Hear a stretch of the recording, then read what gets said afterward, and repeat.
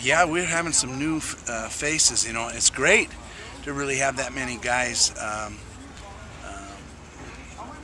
playing. You know, because we're a veteran team. We have a lot of seniors, and so I'm very pleased at those guys being able to help. It's not the injury that's necessarily throwing them in there. They've been doing really, really good. You know, especially Banyard. I mean, he gets in there and he really goes good. And Kevin Perry's made some great catches in practice. And actually, last night, Eric Tomlinson. Matt was his older brother that I didn't get when I was recruiting. And but Eric made two real nice catches. You know, one down the middle that we called a sack on.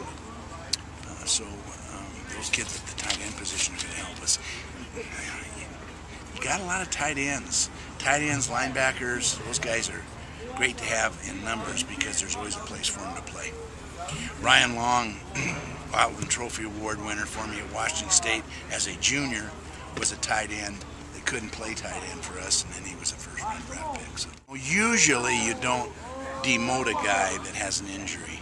When he comes back, he usually has a right to step in where he left. But you know, if I only step in for a few minutes, and then you know, but I don't think that's the case. Elijah and of course Alex Solot, those guys we're really. One of the main kids who's really going to help us is James Nelson, a kid we weren't really dependent on. He's playing very, very well. Another guy that's going to get an opportunity to play because Solot's or James Nelson or Craighead. We have three.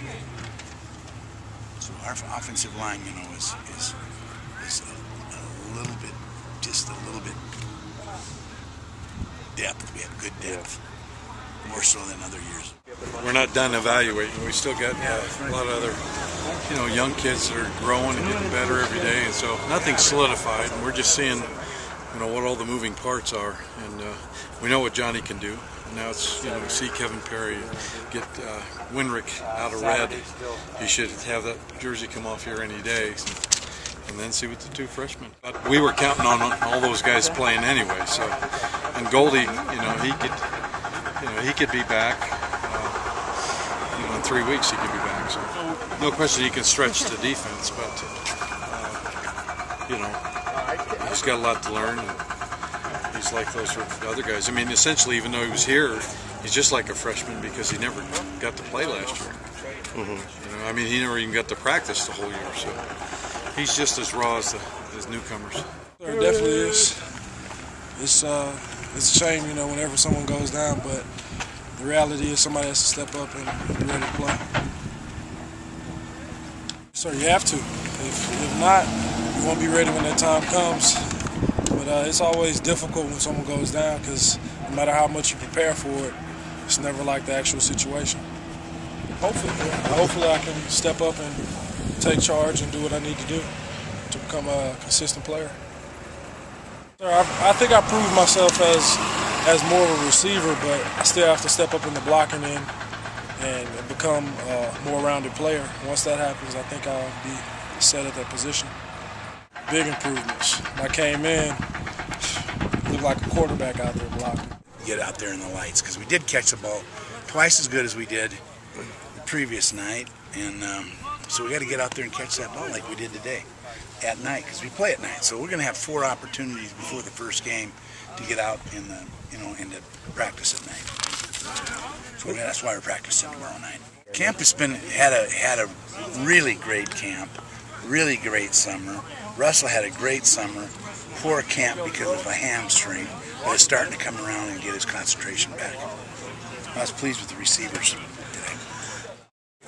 You know, he's just coming off the flu right now, so we want to get him in game shape in practice, and we want him to run a lot of plays in practice, not necessarily scrimmaging when you're getting tackled, but when you're getting just touched off, so he can get the reads. If you don't have him handle the ball much and run much in practice, then he will get rusty. But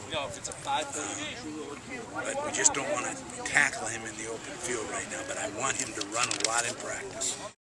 There's nothing we can do about it because we have 12 games in a row with him, and we want him to be able to play every one of them. So we're taking, you know, You know, I do want him to, he's got to be able to feel the holes and feel the plays and know where they're developing, where they break, handling the football so he doesn't get in there. And, you know, he needs to get bumped with dummies when he's running with the football on the sidelines and in drills and stuff. But there's nothing like running in the open field and getting tackled. And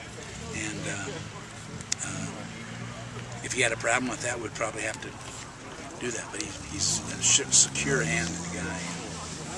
I do a lot of the drill. I do pretty much twice the drill I usually do, rather since I do on less team. So I'm doing more of the individual drills, pretty much showing how the younger guys how to do it full speed and do it the right way. I've been tackled quite a bit during the camp. I think a fair amount, so I'm not going to be rusty getting tackled or not. I think I'll still be able to break tackles and be on open field and make moves. So I'm not too worried about that.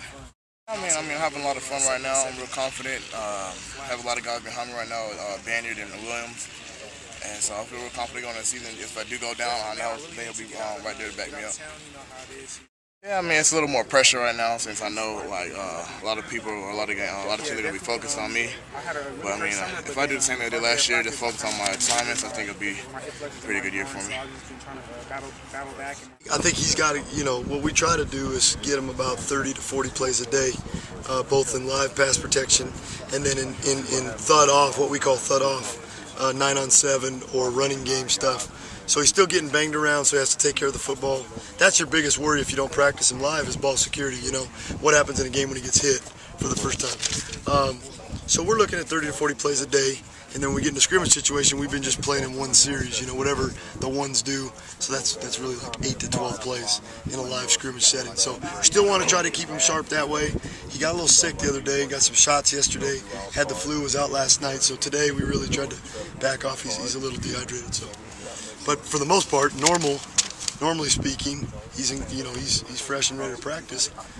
He'll get a lot of 9-on-7, a lot of team reps, and the rest of the stuff will be mostly for the backups. And then once we get in the game week setting, then you don't worry about overusing him because you only really go full pads Tuesday, Wednesday. So now you're only 2 days a week, so it doesn't have the bulk of hitting that you have when you're in camp like this.